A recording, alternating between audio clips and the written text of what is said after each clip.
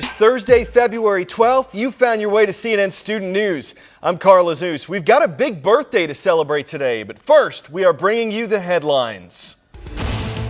Congress has reached a deal on the stimulus package. A disagreement over education funding threatened to hold up the process yesterday, but negotiators say they've settled the details. The final price tag for this thing is now at $789 billion. After the announcement, President Obama, who has pushed Congress to pass this bill, thanked Democrats and Republicans for coming together on the issue. The president and lawmakers hope the stimulus plan will get the economy back on track. We have come to an agreement with the Senate as to how we'll go forward, and I think people are pretty happy about that. It's always the consideration of what we had in the bill that we wish was still, were still there. But the fact is that there's plenty there to create the nearly 4 million jobs that the president has set as our goal. Parts of Oklahoma are recovering from severe storms that claimed at least 8 lives and demolished homes in the state's central region on Tuesday. Around 50 other people were injured by the storms. They spawned tornadoes, knocked out power to thousands of customers. Authorities say the storms moved out of the state Wednesday, but they expect a difficult cleanup. And Zimbabwe has a new prime minister. Morgan Tsvangirai, on the left there, was sworn in yesterday as part of a power-sharing agreement with President Robert Mugabe. The two African leaders faced off in last year's election and then clashed over the results. Zimbabweans hope the unified government will signal an end to the country's political and economic crises. Is this legit? The word score refers to the number 20. Legit. So in the Gettysburg Address, 87 years ago means 87 years.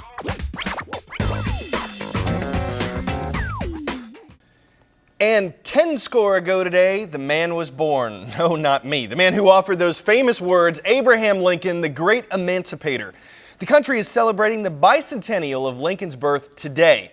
The Library of Congress marking the occasion with a new exhibit featuring writings and artifacts from our 16th president. The curator says the most recognized display here is President Lincoln's hatred of inequality. Of course, Lincoln freed the country's slaves while he was in office and guided America through the Civil War, one of the most devastating experiences in U.S. history. Understandable, then, that his birthday is cause for celebration.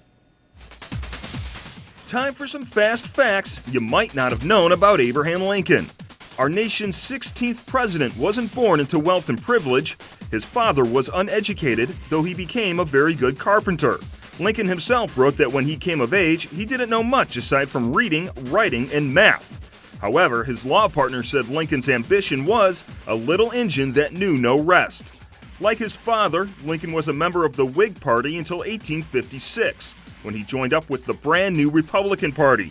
4 years later, when he became president, Lincoln didn't want or push for civil war. He said that was in the hands of the Confederate forces, which shortly afterward attacked Fort Sumter. And when Lincoln was winding down in 1864, Lincoln was quick to encourage the South to rejoin the Union.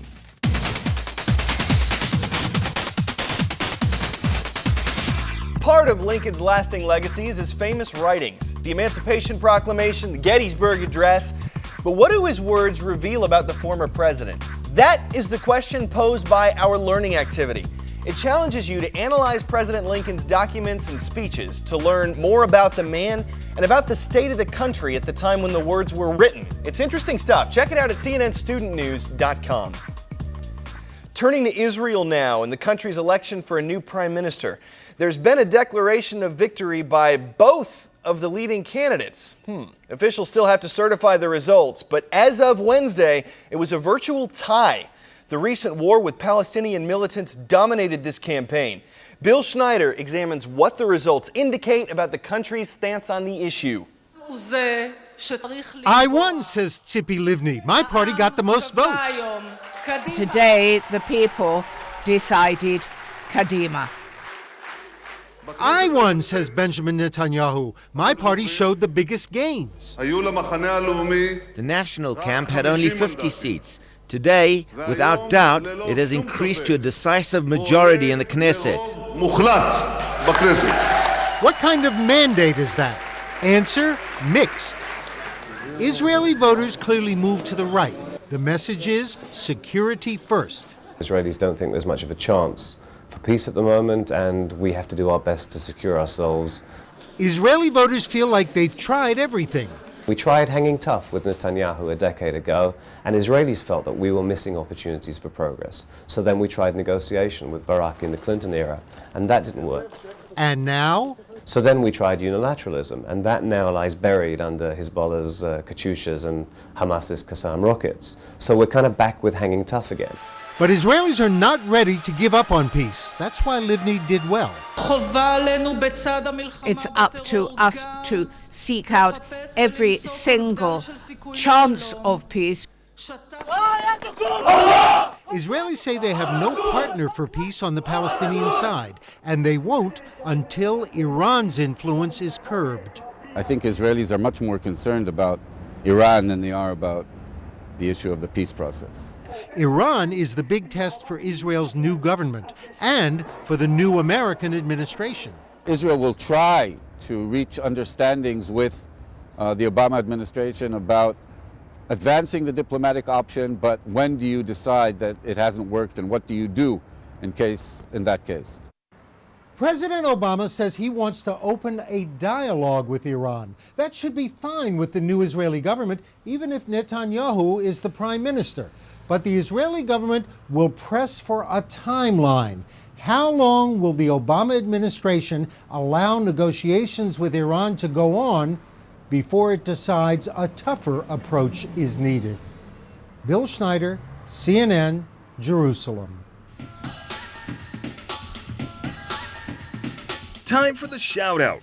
What is the most common mascot among four-year U.S. colleges? If you think you know it, shout it out. Is it the Lions, Tigers, Bears, or Eagles? You've got 3 seconds. Go!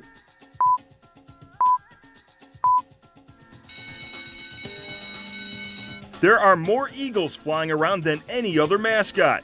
That's your answer, and that's your shout-out. Well, if you're planning to use mascots to narrow down your list of college choices, you're going to want a backup plan. Dozens of schools share the same nicknames. But with many of you sophomores and juniors heading out to visit prospective campuses, what should you be looking for? How should you plan your trip? Here's Melissa Long checking in with some tips on touring colleges.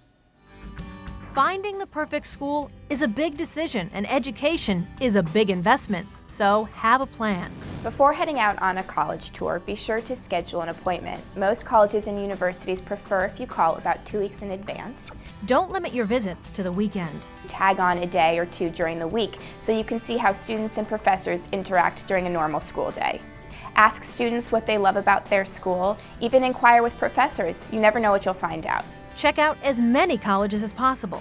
Bring a camera, bring a notebook to journal sort of some of the things that you're seeing on the college campuses.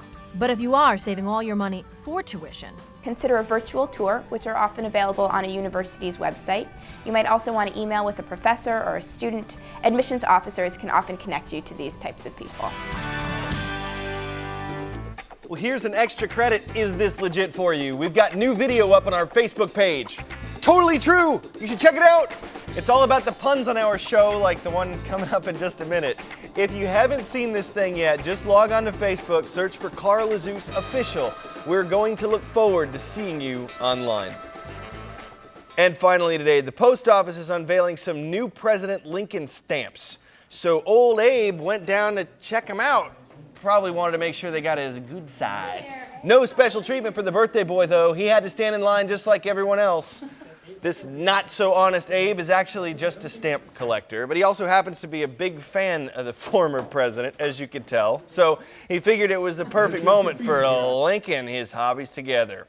We have one more show to go this week. We will see you tomorrow. I'm Carl Azuz.